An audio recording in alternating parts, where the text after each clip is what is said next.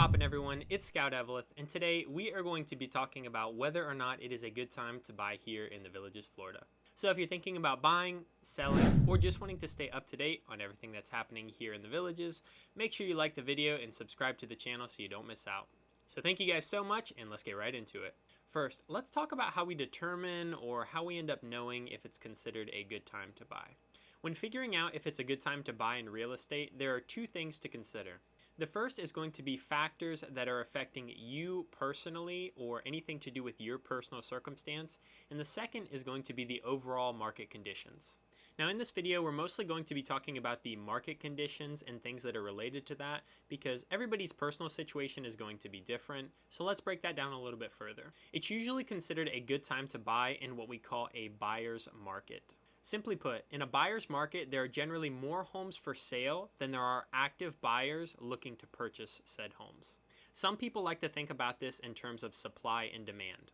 For example, if the supply or the number of homes for sale is high, but the demand is low, then what's going to happen is prices and buyers' negotiating and bargaining power is going to go up because it is more favorable to the buyers.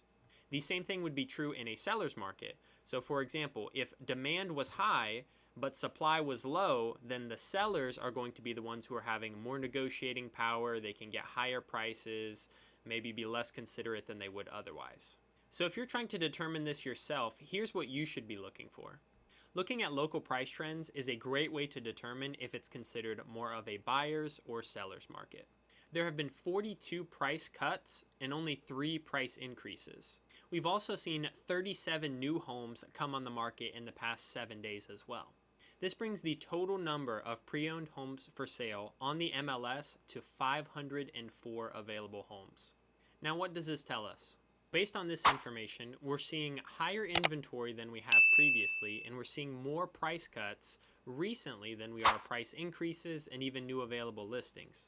So just looking at the raw numbers, this is an indication that it is more favorable to buyers than sellers at this time.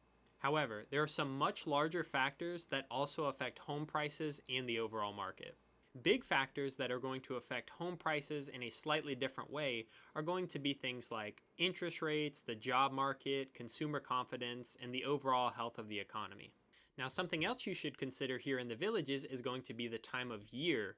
Most people believe during the cooler months, or peak season as they usually call it, will be better because there's going to be higher buyer demand and more homes for sale, but this isn't always the case. While it is true that more people come down during this time frame and buyer demand is overall higher, the number of homes that are available for sale are generally higher as well. So for the most part, this usually ends up equaling out. Also, try to be aware of more local trends to a specific neighborhood or village. Sometimes if home prices are trending down broadly across the Villages, in specific areas they might be trending slightly better or slightly worse depending on other factors. With that said, if somebody was asking me, is now a good time to buy a home or should I buy a home, something to that nature, here's what I would tell them.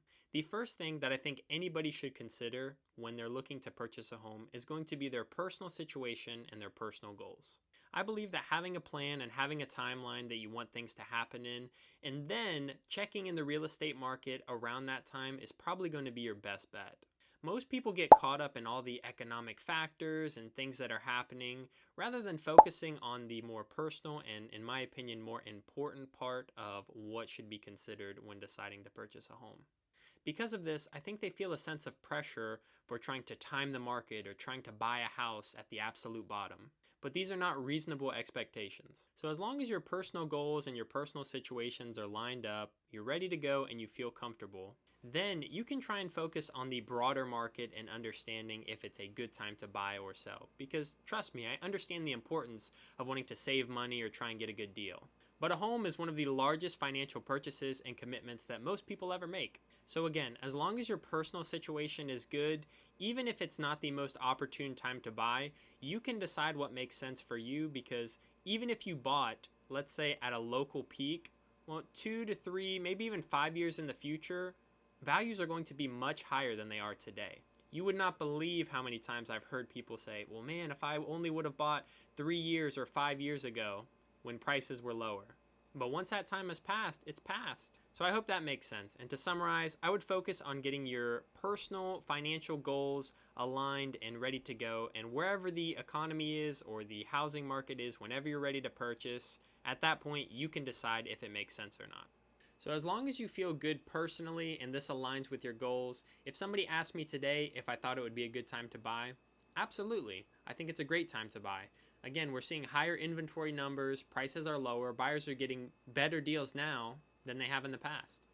So I hope you found this video helpful, and if you did, be sure to smash the like button. It really helps out the channel and promotes it to more wonderful people just like yourself. Also, be sure to subscribe so you don't miss out and you stay up to date on everything that's happening here in the Villages.